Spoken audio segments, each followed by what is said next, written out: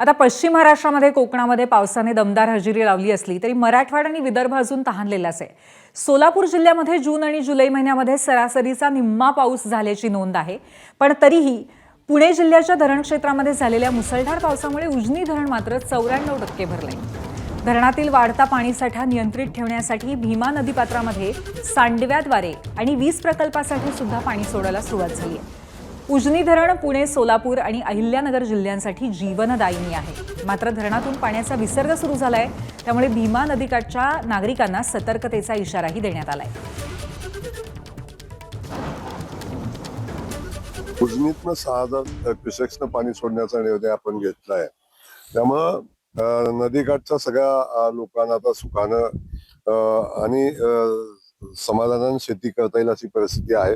अजून आपल्याला पावसाची प्रतीक्षा आहे, पण पहिल्या टप्प्यामध्ये उजनी जेव्हा आपलं भरतं तेव्हा बराच प्रश्न आपला सुटतो। आता सोलापूर आणि परिसरातल्या सगळ्या जनतेला आनंद आहे। राहता राहायला लाईटचा विषय आहे। आज मी संबंधित अधिकाऱ्यांशी बोलतोय। आता जो पाऊस पडलेला आहे तर त्याच्यावर काही निर्णय घेणं शक्य आहे, तो निर्णय आम्ही संध्याकाळपर्यंत घेऊ। एबीपी माझा, उघडा डोळे बघा नीट।